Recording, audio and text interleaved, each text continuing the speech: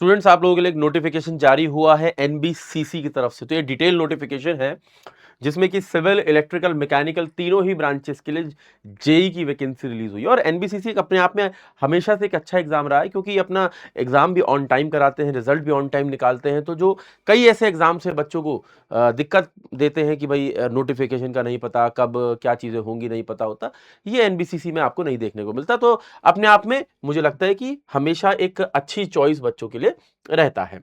ठीक है भाई, अब इसमें क्या क्या चीजें हैं, ये सारी चीजें मैं आपको यहां पर दिखा देता हूं।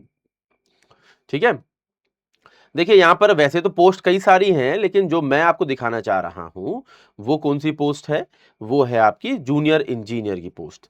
तो देखिए इसमें सबसे पहले सिविल की वैकेंसी दी गई है और इसमें 20 पोस्ट आई है सिविल के लिए। कोई एक्सपीरियंस नहीं चाहिए, 3 years full time diploma in civil engineering from a recognised institute और university with 60% aggregate marks, clearly यहां पर दिया गया है।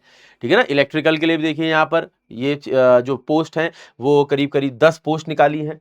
ठीक है, और फिर वहीं पर आप मैकेनिकल के लिए भी देखेंगे तो 5 पोस्ट यहां उनके लिए भी निकली है। तो तीनों ब्रांचेस में वैकेंसी है। ठीक है, सिविल में 20, इलेक्ट्रिकल में 10 और मैकेनिकल में 5।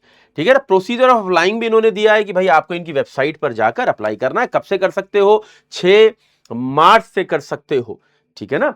और कब तक कर सकते हो, 5 अप्रैल तक कर सकते हैं आप। तो अभी मतलब एप्लीकेशन फॉर्म ओपन नहीं हुआ है, लेकिन उन्होंने दे दिया कि आप इतनी तारीख से अप्लाई कर पाएंगे। हर एक चीज इसमें मेंशन कर दी गई है कि क्या पासपोर्ट साइज की फोटो आपको अपलोड करनी है, सिग्नेचर का क्या फॉर्मेट साइज होना चाहिए।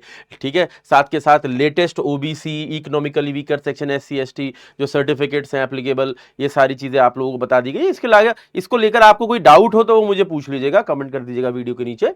ठीक है, पेमेंट ऑफ एप्लीकेशन फी अगर आप यहां पर देखें तो एप्लीकेशन फी थोड़ी सी ज्यादा है, 1000 रुपए एप्लीकेशन फी है। ठीक है ना, एक अनरिजर्व कैटेगरी के स्टूडेंट के लिए। लेकिन अगर आप एससी, एसटी, पीडब्ल्यूडी या फिर डिपार्टमेंटल कैंडिडेट हैं तो आपको फी से एग्जेम्प्ट किया गया है। ठीक है, वहीं पर अगर आप देखें सिलेक्शन प्रोसीजर जो है, अब यह डिपेंड करेगा कि आपकी पोस्ट किस कैटेगरी में लाई कर रही है। ठीक है, अब यहां पर अगर आप देखते हैं तो आपकी जो पोस्ट है, चाहे वो सिविल की हो, S3 कैटेगरी में आ रही है, इलेक्ट्रिकल की S3 कैटेगरी में आ रही है, मैकेनिकल की भी S3 कैटेगरी में आ रही है। तो उसके हिसाब से यहां पर S3 कैटेगरी में कंप्यूटर बेस्ड टेस्ट है, कोई इंटरव्यू नहीं मेंशन किया गया है। ठीक है, आपका ये जो पेपर होता है वैसे, ठीक है मैं आपको बता दूं, सीबीटी बेस्ड पेपर होता है। ठीक है ना, कंप्यूटर पर पेपर कराया जाता है, ओएमआर सीट नहीं होती इसके अंदर।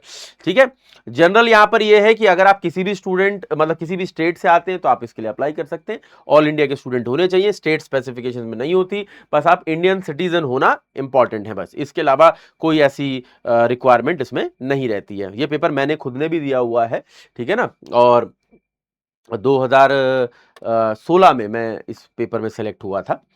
ठीक है, अच्छा nbccindia.in की वेबसाइट है, इस पे जाके आप अप्लाई कर पाएंगे। तो जितनी भी चीजें इंपॉर्टेंट इस नोटिफिकेशन में दी गई हैं वो सारी मैंने आपको बता दी हैं। और इस पेपर में काफी चीजें हमेशा ही सॉर्टेड रही हैं।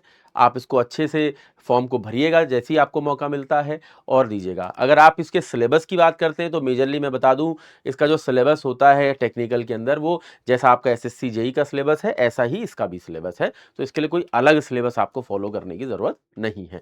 फिर भी एग्जाम पैटर्न को लेकर या किसी भी चीज को लेकर आपको डाउट हो, कमेंट कीजिएगा, मुझे बताइएगा। मैं कोशिश करूंगा आने वाली वीडियोस में आप लोगों की और भी हेल्प कर सकूं।